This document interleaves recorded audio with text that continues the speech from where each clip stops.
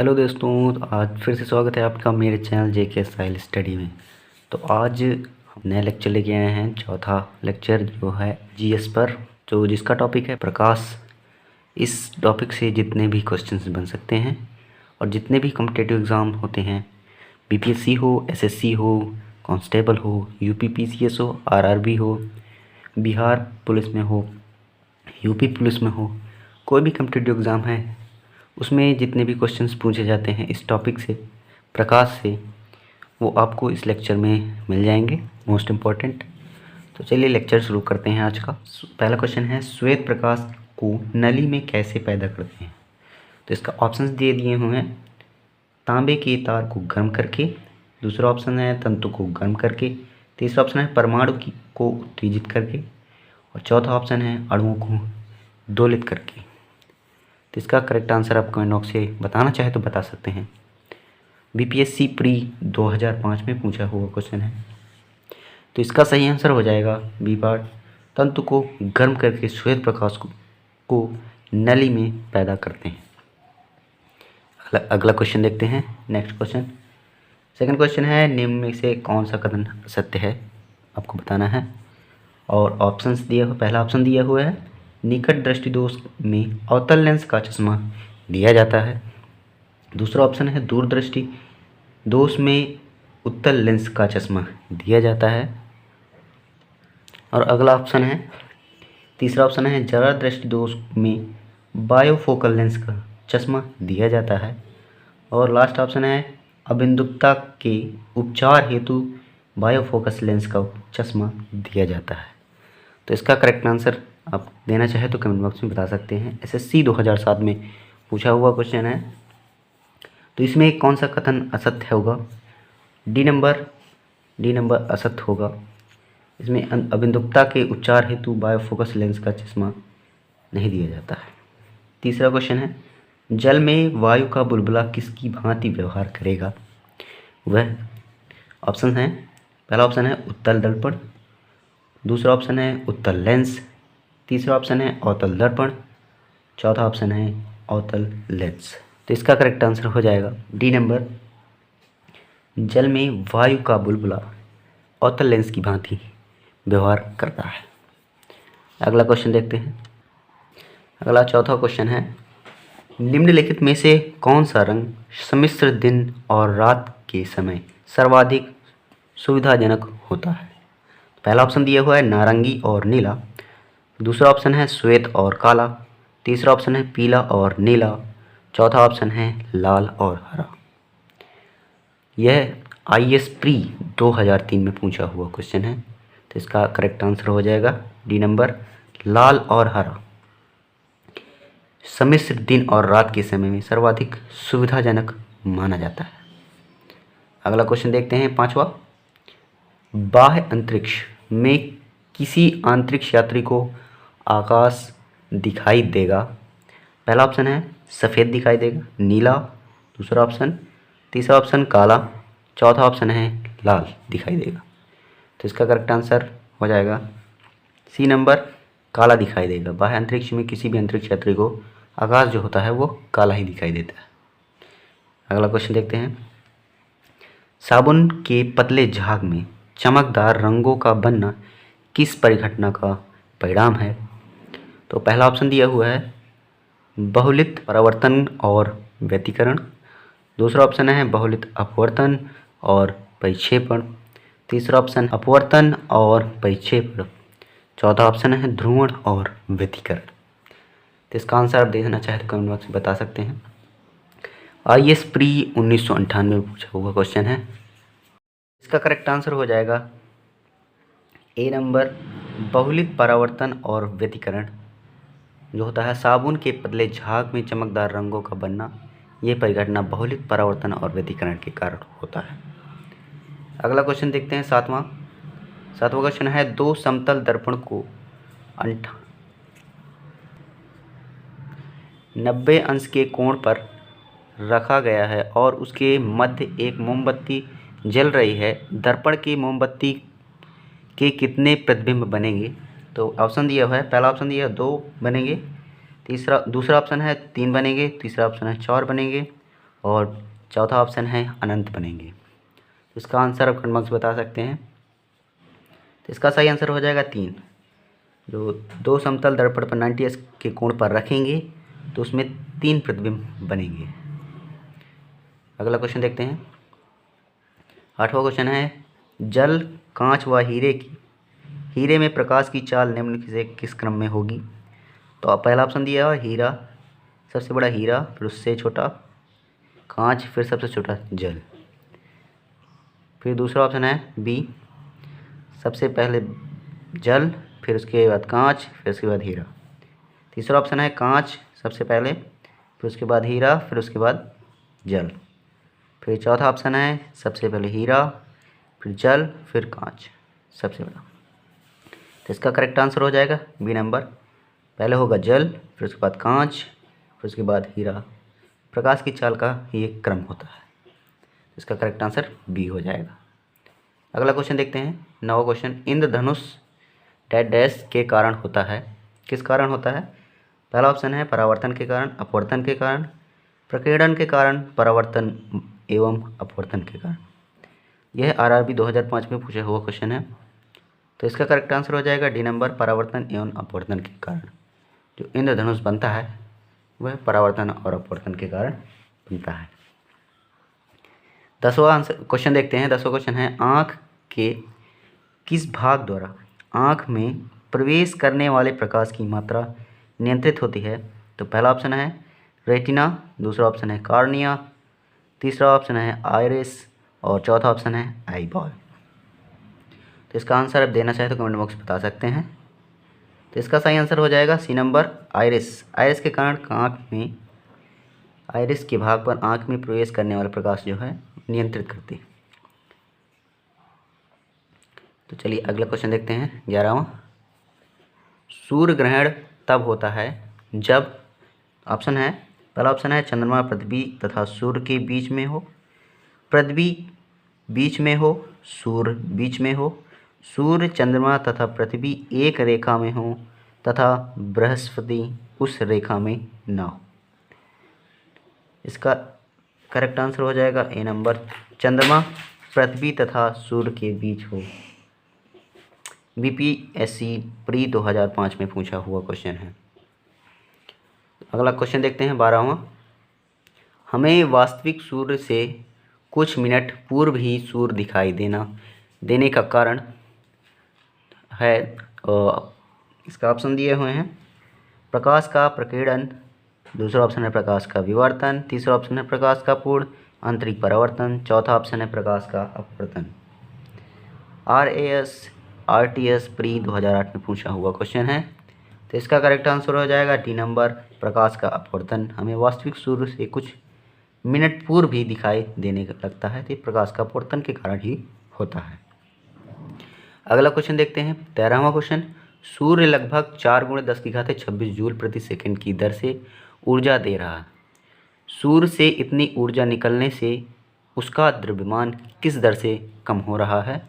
तो पहला ऑप्शन दिए हो 4 × 10⁻7 किलोग्राम पर सेकेंड, दूसरा ऑप्शन है 4 × 10�9 किलोग्राम पर सेकेंड, चौथा ऑप्शन है 4 × 10⁻11 किलोग्राम पर सेकेंड, तीसरा ऑप्शन है 4 × 10⁻11 किलोग्राम पर सेकेंड, चौथा ऑप्शन है 4 × 10⁻13 किलोग्राम पर सेकेंड। तो इसका करेक्ट आंसर आप देना चाहे तो कमेंट बॉक्स में बता सकते हैं। तो इसका सही आंसर हो जाएगा बी नंबर, 4 × 10�9 किलोग्राम पर सेकेंड से जो सूर्य लगभग 4 × 10⁻26 जूल प्रति सेकेंड की दर से ऊर्जा देता है, तो उससे निकलने वाली ऊर्जा से द्रव्यमान जो होगा 4 × 10⁻9 किलोग्राम पर सेकेंड से कम हो रहा होगा। ठीक है, तो अगला क्वेश्चन देखते हैं। अगला क्वेश्चन होता है 14वां क्वेश्चन, आइरिस का क्या काम होता है? तो ऑप्शन दिया हुआ है। पहला ऑप्शन है आँख में जाने वाले प्रकाश की मात्रा को नियंत्रित करता है, दूसरा ऑप्शन है आँख में जाने वाले प्रकाश की मात्रा को लौटाना, तीसरा ऑप्शन है प्रतिबिंब लेंस को चित्र भेजना, और चौथा ऑप्शन है उपयुक्त में से कोई नहीं। ये आरआरबी 2005 में पूछा हुआ क्वेश्चन है। तो इसका करेक्ट आंसर हो जाएगा ए नंबर, आँख में जाने वाले प्रकाश की मात्रा को नियंत्रित करता है आइरिस। यही आइरिस का काम होता है। अगला क्वेश्चन देखते हैं। 15वां क्वेश्चन, जब सूर्य का प्रकाश किसी प्रिज्म में से होकर गुजरता है तो निम्नलिखित में से किस रंग का प्रकाश सबसे अधिक अपवर्तित होता है? तो पहला ऑप्शन है नीला, दूसरा ऑप्शन है लाल, तीसरा ऑप्शन है नारंगी, चौथा ऑप्शन है हरा। तो इसका करेक्ट आंसर हो जाएगा ए नंबर नीला। जब सूर्य का प्रकाश किसी प्रिज्म से होकर गुजरता है तो उसमें नीला रंग प्रकाश सबसे अधिक अपवर्तित होता है। अगला क्वेश्चन देखते हैं 16वां। एक उत्तल लेंस को जब पानी में डुबाया जाता है तो उसकी क्षमता क्या हो जाती है? पहला ऑप्शन है घट जाती है, दूसरा ऑप्शन है बढ़ जाती है, तीसरा ऑप्शन है अपवर्तित रहती है और चौथा ऑप्शन है इनमें से कोई नहीं। तो इसका करेक्ट आंसर हो जाएगा ए नंबर घट जाती है। एक उत्तल लेंस को जब पानी में डुबोते हैं तो उसकी क्षमता जो होती है वो घट जाती है। अगला क्वेश्चन देखते हैं। अगला क्वेश्चन है 17 क्वेश्चन। प्रिज्म में प्रकाश के विभिन्न रंगों का विभाजन कहलाता है। पहला ऑप्शन दिया हुआ है प्रकाश का अपवर्तन, दूसरा ऑप्शन है प्रकाश का परावर्तन। पहला है प्रकाश का परावर्तन, दूसरा ऑप्शन है प्रकाश का अपवर्तन, तीसरा ऑप्शन है प्रकाश का विवर्तन और चौथा ऑप्शन है प्रकाश का वर्ण विक्षेपण। तो इसका करेक्ट आंसर आप देना चाहते हो कमेंट बॉक्स में बता सकते हैं। तो इसका सही आंसर हो जाएगा डी नंबर, प्रकाश का वर्ण विक्षेपण के कारण प्रिज्म में प्रकाश विभिन्न रंगों में विभाजित हमें दिखाता है। अगला क्वेश्चन देखते हैं 18वां क्वेश्चन। अबिंदुकता का दोष दूर करने के लिए निम्नलिखित में से किस लेंस का प्रयोग करना चाहिए? तो पहला ऑप्शन है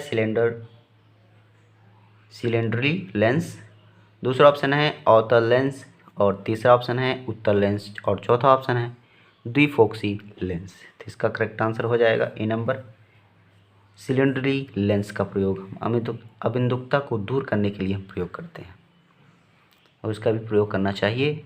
यह एसएससी 2007 में पूछा हुआ क्वेश्चन है। अगला क्वेश्चन देखते हैं। समतल दर्पण की सहायता से किसी वस्तु में 3 प्रतिबिंब प्राप्त करने के लिए दर्पणों के बीच का कोण कितना होना चाहिए? ये क्वेश्चन आया था अभी, उसी से रिलेटेड है। 7वां क्वेश्चन इसी से रिलेटेड, जैसे इसके पहले 7वां क्वेश्चन था वो इसी से रिलेटेड था।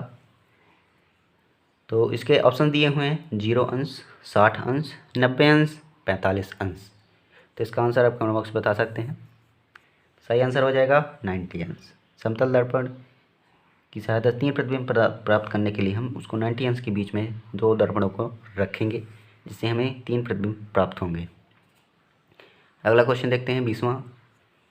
सूखा बालू चमकीला क्यों दिखाई देता है जबकि गीला बालू द्युतिहीन होता है? तो ऑप्शन हैं, यह एक प्रकाशीय भ्रम है, दूसरा ऑप्शन है इसका कारण परावर्तन है, तीसरा ऑप्शन है इसका कारण अपवर्तन है, चौथा ऑप्शन है इसका कारण प्रकीर्णन है। तो इसका करेक्ट आंसर हो जाएगा बी नंबर, इसका कारण परावर्तन है, जिसके कारण सूखी बालू जो होती है हमको चमकीली दिखाई देती है जबकि गीली बालू हमें द्युतिहीन दिखाई देती है। यह एसएससी 2005 में पूछा हुआ क्वेश्चन है। अगला क्वेश्चन देखते हैं 21वां क्वेश्चन।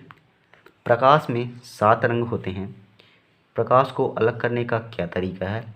और पहला ऑप्शन दिया हुआ है एक प्रिज्म से रंगों को अलग अलग किया जा सकता है, दूसरा ऑप्शन है फिल्टर से रंगों को अलग किया जा सकता है और तीसरा ऑप्शन है प्रकाश से रंगों को अलग अलग किया जा सकता है, चौथा ऑप्शन है रंगों को अलग अलग नहीं किया जा सकता। तो इसका करेक्ट आंसर हो जाएगा ए नंबर, एक प्रिज्म के रंगों को अलग अलग किया जा सकता है। प्रकाश के 7 रंग होते हैं, प्रिज्म से हम रंगों को अलग अलग कर सकते हैं, 7 रंगों में विभाजित कर सकते हैं। अगला क्वेश्चन देखते हैं 22वां क्वेश्चन। एक आदमी 10 मीटर से अधिक दूरी की वस्तु स्पष्ट नहीं देख पाता है, तो इसमें किस दृष्टिदोष से पीड़ित है वो? तो पहला ऑप्शन दिया हुआ है हाइपरमेट्रोपिया, दूसरा ऑप्शन है हाइड्रोफोबिया और तीसरा ऑप्शन है मायोपिया और चौथा ऑप्शन है कैटारेक्ट। तो इसका आंसर आप देना चाहते हो कमेंट बॉक्स में बता सकते हैं। आरआरबी 2003 में पूछा हुआ क्वेश्चन है, तो इसका सही आंसर हो जाएगा सी नंबर, मायोपिया। मायोपिया के कारण जो होता है आदमी जो है 10 मीटर से अधिक दूरी की वस्तु को स्पष्ट नहीं देख पाता। अगला क्वेश्चन देखते हैं 23वां क्वेश्चन। यदि साबुन के दो भिन्न भिन्न व्यास के बुलबुले को एक नली द्वारा एक दूसरे के संपर्क में लाया जाए तो क्या घटित होगा? पहला ऑप्शन दिया हुआ है दोनों बुलबुलों का आकार वही रहेगा। दूसरा ऑप्शन है छोटा बुलबुला और छोटा व बड़ा बुलबुला और बड़ा हो जाएगा। और तीसरा ऑप्शन है समान आकार प्राप्त करने के लिए छोटा बुलबुला बड़ा व बड़ा बुलबुला छोटा हो जाएगा।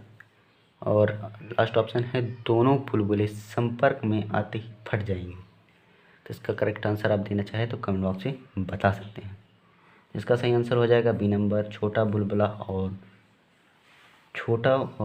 बड़ा बुलबुला दोनों क्या हो जाएंगे और बड़े हो जाएंगे, दोनों आपस में मिल जाएंगे। अगला क्वेश्चन देखते हैं 24वां क्वेश्चन। अगला क्वेश्चन है 24वां। उगते एवं डूबते समय सूर्य लाल प्रतीत होता है क्योंकि ऑप्शन है लाल रंग का प्रकीर्णन सबसे अधिक होता है। दूसरा ऑप्शन है लाल रंग का प्रकीर्णन सबसे कम होता है। तीसरा ऑप्शन है लाल रंग का प्रकीर्णन नहीं होता है। और चौथा ऑप्शन है उगते व डूबते समय सूर्य का ताप अधिक होता है। तो इसका करेक्ट आंसर हो जाएगा बी नंबर, लाल रंग का प्रकीर्णन सबसे कम होता है जिससे उगते और डूबते समय सूर्य हमें लाल प्रतीत होता है, यही इसका कारण है। अगला देखते हैं 25वां क्वेश्चन। मोटर कार में पश्च दृश्य के लिए कौन सा दर्पण प्रयुक्त होता है? तो पहला ऑप्शन है समतल दर्पण, दूसरा ऑप्शन है समतल उत्तल दर्पण, चौथा ऑप्शन है अवतल दर्पण और तीसरा ऑप्शन है अवतल दर्पण और चौथा ऑप्शन है उत्तल दर्पण। तो इसका करेक्ट आंसर हो जाएगा डी नंबर, उत्तल दर्पण का हम प्रयोग करते हैं जब मोटर गाड़ी में जब साइड शीशे लगे होते हैं तो वह उत्तल दर्पण के लगे होते हैं, उन्हीं का प्रयोग किया जाता है। अगला क्वेश्चन देखते हैं 26वां। कुछ परिवहन वाहनों में अतिरिक्त पीली बत्तियां होती हैं, ऐसा इसलिए है क्योंकि पहला ऑप्शन है बत्ती पीली होने से वाहन सुंदर दिखाई देता है।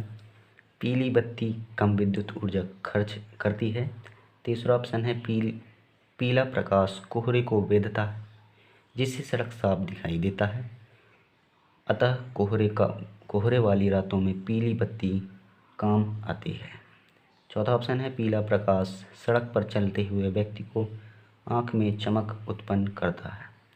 तो इसका आंसर आप देना चाहें तो कमेंट बॉक्स में बता सकते हैं। LIC एडीओ 2010 में पूछा हुआ क्वेश्चन है। तो इसका करेक्ट आंसर हो जाएगा सी नंबर, पीला प्रकाश कोहरे को वेधता हुआ जिससे सड़क साफ दिखाई देती है, अतः कोहरे वाली रातों में पीली बत्ती काम आती है। अगला क्वेश्चन देखते हैं 27वां क्वेश्चन। पानी में हवा का बुलबुला वैसे ही काम करेगा जैसे करता है। पहला ऑप्शन है उत्तल दर्पण, दूसरा ऑप्शन है उत्तल लेंस, तीसरा ऑप्शन है अवतल दर्पण और चौथा ऑप्शन है अवतल लेंस। तो इसका करेक्ट आंसर हो जाएगा डी नंबर, अवतल लेंस। पानी में हवा का बुलबुला वैसे ही काम करेगा जैसे कि अवतल लेंस। अगला लास्ट क्वेश्चन देखते हैं 28वां क्वेश्चन। रेगिस्तान में मरीचिका जैसी घटना का कारण है। तो पहला ऑप्शन है प्रकाश का अपवर्तन, दूसरा ऑप्शन दिया हुआ है प्रकाश का अववर्ण विक्षेपण और तीसरा ऑप्शन है प्रकाश का पूर्ण आंतरिक परावर्तन और चौथा लास्ट ऑप्शन है प्रकाश का प्रकीर्णन। तो इसका आंसर आप कमेंट बॉक्स में बता सकते हैं। RRB 2005 में पूछा हुआ क्वेश्चन है। तो इसका सही आंसर हो जाएगा सी नंबर, प्रकाश का पूर्ण आंतरिक परावर्तन। इसके कारण ही रेगिस्तान में मरीचिका जैसी घटना का कारण होता है। जैसे हमें रेगिस्तान में पानी पानी दिखाई देता है, वही चीज़ उसे हम मरीचिका कहते हैं। यह प्रकाश का आंतरिक परावर्तन के कारण होता है। तो आज के लिए दोस्तों इतना ही। ऐसे ही वीडियोज़ के लिए चैनल को सब्सक्राइब कर लीजिए, लाइक करिए और ज़्यादा से ज़्यादा शेयर करिए। और भी वीडियो इसी टॉपिक से आप चाहते हैं तो आप कमेंट कर सकते हैं, कमेंट में यस और नो लिख सकते हैं। आशा करता हूँ वीडियो आपको हेल्पफुल लगा होगा। इंस्टा पर और फेसबुक या टेलीग्राम ग्रुप में जुड़ना चाहें तो आप लिंक डिस्क्रिप्शन से जुड़ सकते हैं। Thanks for watching.